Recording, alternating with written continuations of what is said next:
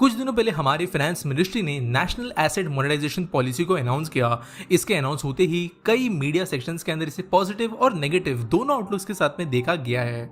इस वीडियो में मैं पॉलिसी की डिटेल्स में नहीं घुसूंगा, लेकिन हम इस बात को जानने की कोशिश करेंगे कि इस पॉलिसी का मतलब क्या है, इसे क्यों बनाया गया, इसकी क्या जरूरत पड़ी थी, इसका फायदा नुकसान दोनों चीजें क्या है, और फाइनली देश के डेवलपमेंट के अंदर इसका एक पॉजिटिव इंपैक्ट रहेगा या फिर नहीं।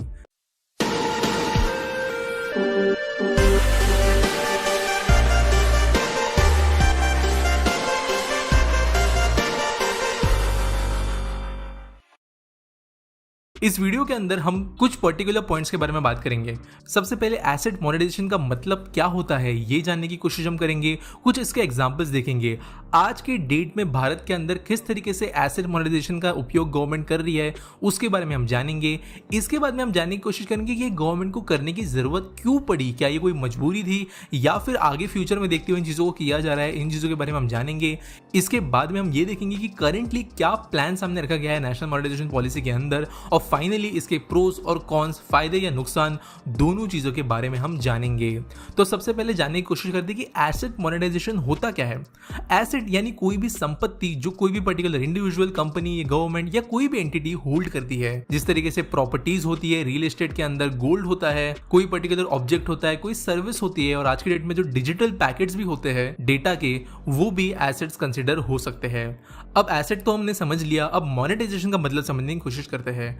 कोई भी अगर ऑब्जेक्ट है, प्रॉपर्टी है, सर्विस है, कोई भी ऐसी चीज है जिसके जरिए अगर पैसे जनरेट किए जाए उस ऑब्जेक्ट का इस्तेमाल करते हुए, तो उसे मोनेटाइजेशन कह सकते हैं। आप में से ज्यादातर लोग यूट्यूब लंबे समय से इस्तेमाल कर रहे हैं और आपने कई बार मोनेटाइजेशन सबको सुना होगा, यानी यूट्यूब पे जो वीडियोस चलती है उन वीडियोस के पहले एड्स लगाने की वजह से जब पैसे जनरेट होते हैं तब ऐसा कहा जाता है कि इस वीडियो को मोनेटाइज कर लिया गया है। एक और अगर मैं आपको रियल लाइफ एग्जांपल दूं जो एक पर्सनल बेसिस पे जुड़ा है, तो मेरे एक रिलेटिव का हाईवे के पास में एक बहुत अच्छा लोकेशन पर घर है। उस घर के ऊपर काफी ज्यादा एम्प्टी स्पेस भी है, टेरेस काफी बड़ा है, और एक एडवर्टाइजमेंट एजेंसी ने उन्हें अप्रोच किया था जो अभी उस घर के ऊपर एक बहुत बड़ा बैनर लगाती है एडवर्टाइजमेंट करने के लिए, और इसके वजह से मेरे जो रिलेटिव है उनको पर मंथ जो है वो अच्छा खासा इनकम मिल जाता है। अब यहाँ पर जो घर था उसकी इनेट वैल्यू तो थी, वो उनके लिए एक एसेट था, लेकिन इस घर को एडवर्टाइजमेंट एजेंसी को लीज या फिर रेंट आउट करने की वजह से उन्हें एक और सोर्स ऑफ इनकम जनरेट करने का मौका मिला। यहाँ पर जो हाउस ओनर थे उनका भी फायदा हुआ, और साथ साथ जो एडवर्टाइजमेंट एजेंसी थी उन्हें भी एक बहुत अच्छी स्पॉट मिल गई उनके एडवर्टाइजमेंट्स करने के लिए। और इसी तरीके से फिर चाहे वो एडवर्टाइजमेंट हो, किसी दूसरे कमर्शियल डेवलपमेंट्स हो, और कई सारे दूसरे तरीके हो, इसके जरिए चीजों को मोनेटाइज किया जा सकता है। अगर हम आज के डेट में गवर्नमेंट के अंदर किन चीजों को मोनेटाइज किया गया है इनका एग्जांपल देखें, तो रेलवे ट्रेन के ऊपर आपने कई बार एडवर्टाइजमेंट्स देखी होगी, वो एक तरीके का एसेट मोनेटाइजेशन है।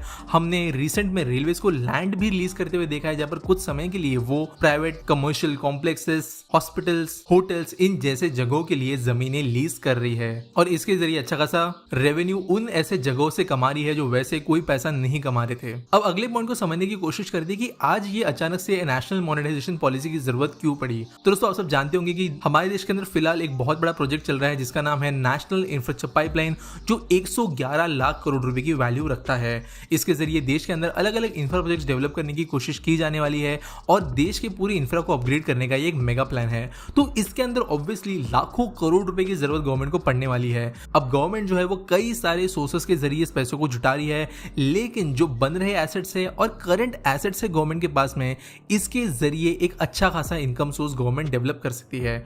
करेंटली देश के कुछ हाईवेज को जो है वो ऑलरेडी मोनेटाइज करने की कोशिश की गई है और वो सक्सेसफुल भी रहे हैं। कुछ जगह जो है उन्हें अभी मोनेटाइजेशन के प्रोसेस के थ्रू गुजारा जा रहा है, और गवर्नमेंट को उम्मीद है कि ये जो इतना सारा पैसा इसके वजह से जनरेट होगा, इसे वापस इस्तेमाल किया जा सकेगा देश का इंफ्रा और इकोनॉमिक डेवलपमेंट को बढ़ाने के लिए। तो अब देखते हैं करंट प्लान क्या है गवर्नमेंट का इस नेशनल एसेट मोनेटाइजेशन पॉलिसी के अंदर। तो फिलहाल गवर्नमेंट ने जो है 12 अलग अलग मिनिस्ट्रीज के अंदर इस पॉलिसी को इंप्लीमेंट करने का डिसीजन लिया है। टोटल आने वाले सालों में $81 बिलियन या 6 लाख करोड़ रुपए गवर्नमेंटल एसेट्स को मोनेटाइज करने की वजह से मिलेंगे, ऐसा गवर्नमेंट का कहना है। यहाँ पर अगर हम टॉप सेक्टर्स की बात करें तो रोड्स के जरिए 27% पैसा रेज होगा, रेल के जरिए 25%, पावर सेक्टर के जरिए 15%, और ऑयल एंड गैस पाइपलाइन के जरिए 8%, और फाइनली टेलीकॉम सेक्टर के जरिए 6% पैसा इस पूरे अमाउंट में से रेज होगा, ऐसा फिलहाल गवर्नमेंट ने कहा है। अब देखते कि जो अलग अलग एसेट्स गवर्नमेंट मोनेटाइज करेगा इनके अंदर क्या क्या शामिल है। सबसे पहले जैसे मैंने कहा कि रोड्स, रेलवेज, पावर ट्रांसमिशन, ये चीजें तो इंक्लूडेड ही है। इसके बाद में power generation, natural gas and pipelines, mining, stadiums, ports, aviation, warehousing, telecom, urban real estate और प्रोडक्ट पाइपलाइन, इन अलग अलग सेक्टर्स को गवर्नमेंट ने मोनेटाइज करने का डिसीजन लिया है। अब और समझते हैं कि ये मोनेटाइजेशन पॉलिसी कैसे चलेगी। दोस्तों वैसे अभी जो सारे मैंने अलग अलग डिपार्टमेंट्स के नाम लिए, इनके अंदर हर एक डिपार्टमेंट के अंदर जिस तरीके से चीज़ों को मोनेटाइज किया जाएगा वो फिलहाल जो है बेसिक प्लान के तौर पर रखा गया है। पोर्ट्स के अंदर थोड़े लेवल पर प्राइवेटाइजेशन हो सकता है। एयरलाइन इंडस्ट्री के अंदर हमने ये चीज़ें ऑलरेडी होती हुई देखी है। रेलवे जो है वो 90 प्राइवेट पैसेंजर ट्रेन चलाने की भी बात कर रहा है। टेलीकॉम इंडस्ट्री के अंदर BSNL, MTNL जो हमारे बड़े बड़े गवर्नमेंट ऑपरेटर्स है, इनके पास में हजारों की संख्या में ऐसे टावर्स है जो अंडर यूटिलाइज्ड है। ऐसे टावर्स को जो है वो लीज पर दिया जा सकता है ताकि प्राइवेट प्लेस उनका इस्तेमाल कर सकते हैं। इसके अलावा जो हाईवेज वगैरह है, इनके आसपास भी गवर्नमेंट की बहुत जमीन ऐसी ही पड़ी है। यहाँ पर hotels, fuel station, electric charging station, कई सारे दूसरे यूटिलिटीज वगैरह के लिए गवर्नमेंट जो है प्राइवेट प्लेयर्स की मदद ले सकती है। अभी एक बेसिक रोड मॉडल की अगर हम बात करें तो यहाँ पर टोल ऑपरेशन का मॉडल इस्तेमाल किया जाएगा, यानी बिडिंग होगी कुछ सालों के लिए। किसी प्लेयर को अगर रोड बनाना होगा तो उन्हें कुछ सालों तक टोल कलेक्ट करने के लिए परमिशन दी जाएगी, 10 साल 15 साल, और बाद में गवर्नमेंट अपने अंडर उस चीज को ले लेगी। जो प्राइवेट प्लेयर है वो टोल्स के जरिए, बेटर सर्विसेज के जरिए, यहाँ पर टोल के जरिए अपने पैसे जनरेट कर सकता है, प्रॉफिट कमा सकता है, और तब तक जो हमारी रोड मिनिस्ट्री है वो भी अच्छा खासा पैसा कमा लेगी। अब समझते कि ये प्रोसेस दरअसल चलेगी कैसी और इस चीज को ऐसा क्यों कहा जा रहा है कि गवर्नमेंट जो है चीजों को बेच रही है।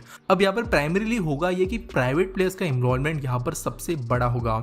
हर एक चीज को मोनेटाइज करने के लिए प्राइवेट प्लेयर्स की जरूरत पड़ेगी और वो प्राइवेट प्लेयर्स जो है वो बिडिंग यानी बोली लगाते हुए हर एक एसेट को इस्तेमाल करने की कोशिश करेंगे।